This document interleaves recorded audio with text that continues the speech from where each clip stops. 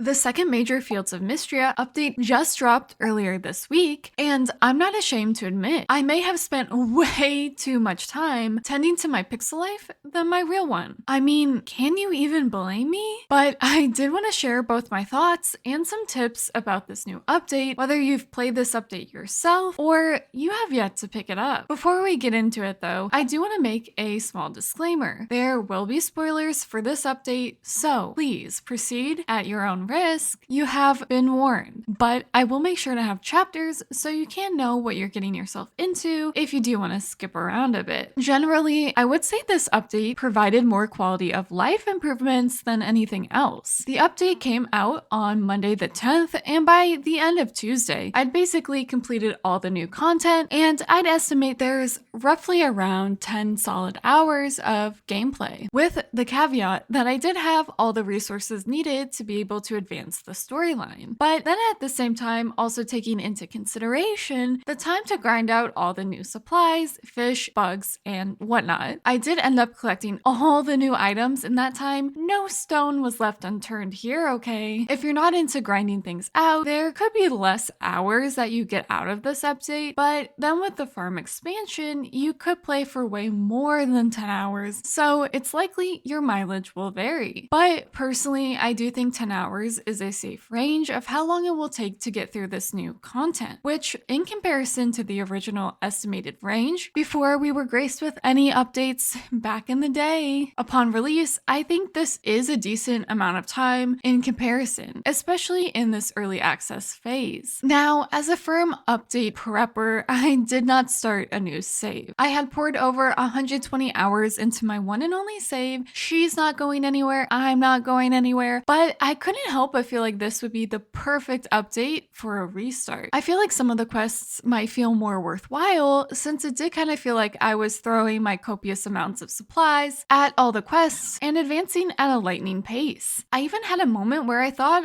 I would have to restart. One of the new additions to the game was pets, through the option to adopt a cat or a dog. When you first boot up your old save, you won't be getting one right away. You will have to wait one day. Yes, a single painstaking day. But it did make me feel like I was doing something wrong. But then the second day rolls around and you'll get greeted with your pet. I really like that you can change their appearance anytime, name, and the task that they do whenever you want. And don't forget to stop at Hayden's to grab yourself a pet bed. Now I just want 900 more of them. Just kidding, obviously. Or am I? But to be able to fit all 900 that I do want, a farm expansion would certainly come in handy. You can upgrade your farm pretty much right away. Well, kind of. Because I did try, but you'll need to activate the storyline and quest to upgrade the mines, so you can craft some refined stone needed for the upgrade. And then you'll be able to expand your farm. I haven't really touched my newly added farmland besides clearing away trees and rocks, but I feel like it would be the perfect place to put my animals. Speaking of animals, there's a new festival centered all around them. I coincidentally had left my save off in early winter. I had no intention of doing so, but I was struggling to do things before the new update, and so it just so happens my procrastination paid off. The festival was so delightful. You can pick one barn animal and one coop animal to compete against the villagers' own animals to see who comes out on top. It was me, of course. This is one of those things though that I feel like would be best experienced in a new save, since at this point in the game, after 120 hours, I've done it all. I have the rarer varieties of the animals, and I'm just someone who feels bad if my animals don't get their daily pets. So suffice to say, I have lots of hearts with all my animals. And so first place was mine without me really having to sweat over it. But this festival wasn't the only new addition for animals. Auto petters were also unlocked, and they are a game changer. Again, after you've upgraded the mines and unlocked Caldarus's human form, you'll learn a new spell. With this new fire-breathing spell, you'll be able to unlock certain off-limit areas of the map. This is where you can unlock both auto petters and sprinklers. These two new automation devices are fueled by essence stones that you can craft back in the mines courtesy of that mine's upgrade. It does add nice quality of life to the game, and I was kind of contemplating whether I liked just being handed it without having to at least least what felt like work for it outside of completing a quest. And honestly, I think that's just one of the draws to this game in particular. I think Fields of Mistria goes for quality of life over having a more grinding game experience, and I can appreciate that. I kind of had a moment once I set up all my sprinklers where it really felt like, okay, you know, this game is holding its own and it's such an enjoyable experience. Along these same lines, the devs also added the functionality to extend the day length. This took me longer than I would like to admit to find in the settings, but it is under accessibility and should be the first thing you're able to change before you actually jump into the gameplay. It does give you a warning that changing the day length could mess with the villagers' schedules, which made me want to wait a bit to extend the day until I was spending the majority of my time in the mines. But I never saw any issues with any of the villagers' schedules. I really like being able to adjust the days. I will say though, even with the longest day setting, sometimes I would feel like the day was just gone right before my eyes. But I guess time passes by so fast when you're having fun. And what's more fun than gossip? I really love this addition. You'll get a quest from Elise to gather some gossip from a few villagers. And then you'll unlock the functionality to have Elise gossip with you and share either a loved or liked gift about one of the villagers. While I had already searched the villagers' loved gifts and found the easiest gift options on the list to give each one so I could reach 6 hearts, I really like being able to unlock and see what other gifts could also be an option. Such a fun mechanic to have in the game, especially for the early game. Just another reason to start fresh. Now I can never just pass by Elise without wanting to talk to her. We also now can talk to Caldarus in human form. Like I mentioned before, you'll get a quest for the mines and unlock that fire breathing spell. Not only can you breathe through barriers to unlock those auto petters and sprinklers, but you'll also be able to unlock the deep woods where Caldarus lives. It's way bigger than I expected and comes with new fish, bugs, and artifacts to find. I would say it probably took me almost an in-game month to collect all the artifacts in the deep woods. They were plain hard to get. The fish didn't give me any real problems, but the bugs. On the other hand, I spent way too much time looking for that singing katydid in particular. I was also in search of that last legendary bug I needed, and guess what? I caught that bug way faster than the singing katydid, for reference.